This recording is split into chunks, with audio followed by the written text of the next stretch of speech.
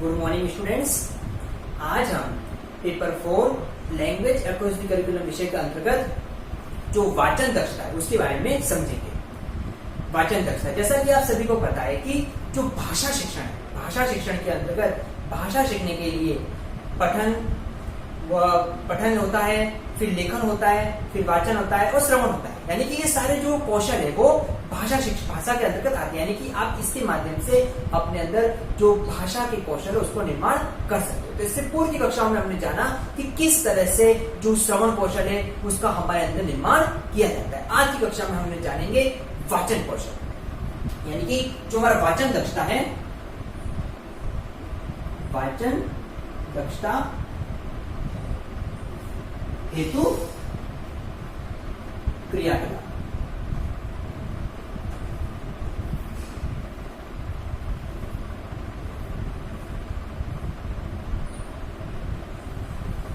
एक शिक्षक होने के नाते आप बालकों के अंदर जो वाचन दक्षता है उसका निर्माण करने हेतु आप कौन कौन से क्रियाकलाप करोगे, कौन कौन से एक्टिविटी करोगे जिसके माध्यम से बालकों में वाचन बोलने की क्षमता का निर्माण होता है, ताकि वह अपने अंदर एक ऐसी स्किल का डेवलप कर सके जिसके माध्यम से वह जीवन में आगे बढ़ सके। उसके अंदर हम देखते हैं, हम क्या देखते हैं कि कई बार ऐसा होता है कि बच्चे बड़े तो हो जाते हैं लेकिन उनके अंदर वाचन क्षमता नहीं होती, बोलने की क्षमता नहीं होती, वो दूसरों के सामने अपने आप को प्रेजेंट नहीं कर पाते। लेकिन इन कमियों को अगर हम देखेंगे तो शुरू से ही हम विद्यालय लेवल से इन कमियों को दूर कर सकते हैं। आइए हम इस जो वाचन दक्षता है इसके निर्माण में कौन कौन से ऐसे जो क्रियाकलाप है, कौन कौन से ऐसे कार्य है, एक्टिविटीज है जिसके माध्यम से हम बालकों के अंदर वाचन क्षमता ला सकते हैं। सबसे पहला है चित्र वर्णन।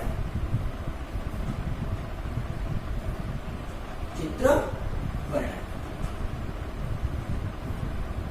कक्ष के अंतर्गत आप बालकों के सामने कुछ चित्र प्रस्तुत कीजिए, चाहे वो किसी वस्तु से संबंधित हो, ठीक है, या फिर कोई ना कोई जीवन से संबंधित हो, कोई भी हम वस्तु, जीवन, जो उनके पहलू से संबंधित चित्र हो, उन चित्रों को उनके सामने प्रस्तुत करके हम बालकों को बोल सकते हैं कि अब इसके बारे में आप क्या जानते हो, उसके बारे में बताएं। जैसे कि मान लीजिए आपने एक प्राकृतिक सौंदर्य के बारे में चित्र प्रस्तुत किया है जहां पर पेड़ है, नदी है और पर्वत है, तो बालक को बोलिए कि आपको इसको देखकर क्या अनुभव हो रहा है। तो बालक बोलेगा कि यहाँ पर पेड़ है, यहाँ पर इस पर्वत है, नदी है, नदी के अंदर कुछ जानवर है जो पानी पी रहे हैं, एक अच्छा सौंदर्य सूरज दिख रहा है। तो इस तरह से जो भी वहां मतलब उस एनवायरमेंट के उस वातावरण में है वो वातावरण का बालक उसके बारे में एक्सप्लेन करेगा।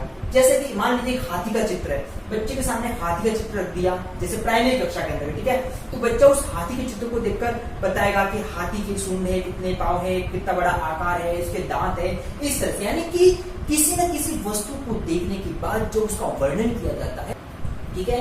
अब चित्र वर्णन के बाद जो हमारा दूसरी एक्टिविटी है, तो दूसरी एक्टिविटी है मौखिक वर्णन। मौखिक यानी कि मौखिक रूप से। अब मौखिक वर्णन में क्या है, मौखिक वर्णन में आप कोशिश कीजिए कि जो उनके जीवन से संबंधित है, या आप यूं कोशिश कीजिए जो किसी न किसी टॉपिक या पहलू से संबंधित है उसके बारे में बच्चों से मौखिक रूप से वर्णन करवाएं। जैसे कि मान लो कोई त्योहार है, तो त्योहार के बारे में बच्चा कितना जानता है, तो चाहे होली हो, दिवाली हो, क्रिसमस हो, ईद हो, उसके बारे में बालकों से कुछ बातें जान सकते हैं। तो वो हमारा आता है मौखिक वर्णन में। या फिर आप यूं कह सकते हो, या जैसे कि वो उनके परिवार से संबंधित हो कि परिवार के बारे में बालक कितना जानता है, यानी कोई ना कोई ऐसा वर्णन जो उनसे कनेक्टेड हो, जो उनके जीवन से संबंधित हो या उनके कहीं ना कहीं उनसे जुड़ा हुआ हो, तो उसके बारे में अगर हम बच्चों से जानेंगे तो बच्चों के अंदर अभिव्यक्ति आती है, एक स्किल आती है कि वो उसके बारे में किस तरह से एक्सप्लेन कर पाता है, किस तरह से उसके बारे में बोल पाता है। तो इस मौखिक वर्णन के माध्यम से हम बालकों में वाचन क्षमता, एक बोलने की क्षमता का निर्माण कर सकते हैं। जो तीसरा पहलू है वो हमारा है वार्तालाप के अवसर। वार्तालाप के अवसर। और वार्तालाप के अवसर का मतलब क्या है कि वार्तालाप मतलब बातचीत करने से नहीं कि कक्षा में आप बाल को बोलोगे बात कर दो। वार्तालाप का यहाँ पर आशय है कि कक्षा कक्ष में किसी टॉपिक या किसी ऐसे पॉइंट को देखकर आप बच्चों को बोलिए कि इसमें डिस्कस करें, आपस में कम्युनिकेशन करें, तो वो है वार्तालाप। मान लीजिए आपने बच्चों को टॉपिक दे दिया और उस टॉपिक को मुद्दा दे दिया, जैसे समसामयिक मुद्दा हो, पर्यावरणीय मुद्दा कोई भी हो, उस मुद्दे के ऊपर अब बालकों को आपस में डिस्कशन करने को कीजिए। जब बच्चे आपस में डिस्कस करेंगे, उसमें अगर शिक्षक भी उसको अपना रोल प्ले कर सकता है, शिक्षक भी उसमें शामिल हो सकता है। जब इस तरह का वार्तालाप होगा तो जो बोलने की स्किल है वो स्किल अंदर से निर्मित होती है, तो इसका भी ध्यान दिया जाना चाहिए। अगला है भाषण तथा वाद विवाद।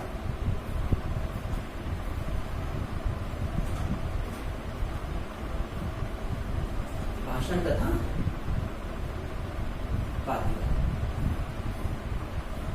भाषण तथा वाद विवाद। भाषण यानी कि किसी ऐसे प्रसंग के मौके पर, या आप कहिए कि सप्ताह में कोई दिन निश्चित करके बालकों को अपनी अभिव्यक्ति, वो क्या कुछ जो भी बोलना चाहे किसी भी मुद्दे संबंधित अपनी अभिव्यक्ति करने का मौका दीजिए। सबसे पहले इसके लिए तो शिक्षक को सामने आना पड़ेगा। शिक्षक कोई ना कोई ऐसी अपनी अभिव्यक्ति जो बोलना चाहता है वो बोले, ताकि उसको देखकर बच्चे भी सीखें। तो वो भाषण के माध्यम से संबंध है। और वाद विवाद तो आप सभी जानते हो कि जो डिबेट के अंतर्गत जब पक्ष होते हैं विपक्ष होते हैं, इनको आपस में एक दूसरे को समक्ष अपनी बातों को किस तरह से रखना है वो पहलू शामिल हो जाता है। तो इन दोनों के माध्यम से आप बच्चों के अंदर एक स्किल डेवलप करोगे बोलने की, चाहे वो भाषण हो तो वाद विवाद। तो ये भी हमारा एक अच्छा पहलू है। फिर पांचवा है अभिनव रोल। हम देखते हैं कक्षा के अंतर्गत कई बार हमारे चैप्टर के अंदर कुछ ऐसे पाठ आ जाते हैं जिसमें संवाद होता है, जिसमें अलग अलग पात्र होते हैं। तो ये एक अच्छा तरीका है अभिनव, यानी कि आप कक्षा के अंतर्गत पात्रों का निर्माण कीजिए और उस पात्र के अनुसार कक्षा कक्ष में बालकों को पढ़ने के लिए प्रेरित कीजिए। जब बालक अपने अपने अभिनव को समझकर उस पाठ को पढ़ेगा तो अंदर से एक स्किल डेवलप होती है कि आप किस तरह से रोल प्ले कर सकते हो, उस पात्र को कैसे निभा सकते हो। जब आपने पात्र को निभाना समझ लिया, यानी कि आपके अंदर वो बोलने की स्किल डेवलप हो रही है। ये बहुत ही इंटरेस्टिंग तरीका है। हिंदी भाषा शिक्षण, चाहे संस्कृत शिक्षण ले लो या इंग्लिश टीचिंग ले लो, एक कोई ना कोई टॉपिक ऐसे आते हैं जिसमें रोल प्ले करने होते हैं, जिसमें अभिनव करना होता है। तो उस अभिनव, चाहे वो ऐतिहासिक हो या मनोरंजनप्रद हो या किसी तरह का अभिनव हो, उसमें बच्चों को पात्र के अनुसार तैयार करिए और कोशिश कीजिए कि बच्चे उस रोल प्ले को समझे। हमने भी जब छोटे थे तो विद्यालय के अंदर इस तरह के पाठों को पढ़ा है, समझा है, तो इसमें एक मनोरंजन भी उत्पन्न होता है, रुचि उत्पन्न होती है और वो पाठ अच्छे से समझा जाता है और जिस उद्देश्य के लिए हम ये कर रहे हैं वो उद्देश्य भी पूर्ण हो जाता है। इसलिए हमको कक्षा कक्ष में अभिनव वाला वातावरण पैदा करना चाहिए। फिर अगला है आपका कविता द्वारा सस्वर वाचन। कविता द्वारा सस्वर वाचन। अब कविता द्वारा सस्वर वाचन क्या है?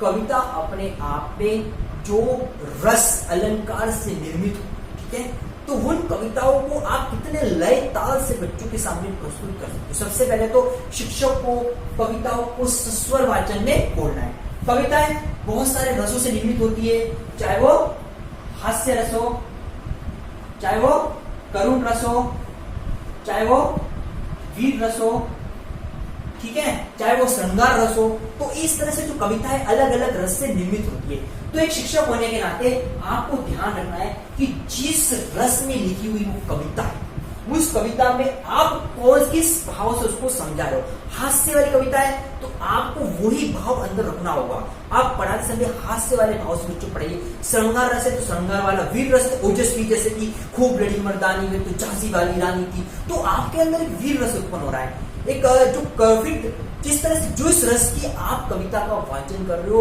उसका आपको ध्यान रखना है। आप उसका ध्यान रखोगे तो उसी के अकॉर्डिंग फिर बालकों को मौका दीजिए, बच्चों को मौका दीजिए, बच्चे उसका अनुकरण करेंगे। जब अनुकरण के माध्यम से वो भी कविता द्वारा सस्वर वाचन करते हैं, इसका मतलब आपका उद्देश्य पूर्ण हो रहा है, बच्चे इस स्किल को समझ रहे हैं। और जब बच्चे इस स्किल को समझ रहे हैं तो हमारे शिक्षण का उद्देश्य पूर्ण हो रहा है। तो ये बात हमको ध्यान रखनी है कि हम कक्षा कक्ष में जो वाचन दक्षता है, उस वाचन दक्षता हेतु हम ये एक्टिविटी कराते हैं या कुछ और एक्टिविटी जो हमारे शिक्षण से संबंधित है, तो हम हमारे शिक्षण को बहुत अच्छे से बेहतर रूप से पूर्ण कर सकते हैं। इसलिए हमको शिक्षण के उद्देश्य को पूर्ण करने के लिए, चाहे वो भाषा शिक्षण के लिए, बच्चों के भविष्य को देखते हुए बच्चों के अंदर अच्छा व्यक्तित्व निर्माण करने के लिए हमको बच्चों के अंदर ये स्किल डेवलप करनी है। क्योंकि हम देखते हैं कई बार बच्चा बड़े जो हायर एजुकेशन में आ जाता है, लेकिन उनके अंदर ये स्किल नहीं होती है, वो कक्षा में नहीं बोल पाता है, वो अपने आप को एक्सप्लेन नहीं कर पाता है। उसके पीछे कारण यही है कि हमको शुरू से इस पर ध्यान देना है। और जब हम विद्यालय में शिक्षक बन के जा रहे हैं, एक टीचर बन रहे हैं, तो हमारी रेस्पॉन्सिबिलिटी है, चाहे आप भाषा शिक्षण से संबंधित हो कि नहीं हो, आप अन्य विषय से संबंधित हो, लेकिन बच्चों के अंदर जो बोलने की स्किल है, उस बोलने की स्किल का हमको निर्माण करना है, ताकि हमारे शिक्षण के उद्देश्य पूर्ण हो जाए। तो आज की कक्षा में हमने वाचन दक्षता हेतु कौन से एक्टिविटीज कर सकते हैं उसके बारे में जाना। Thank you. आपका गृह कार्य है वाचन दक्षता हेतु क्रियाकलाप को बताइए।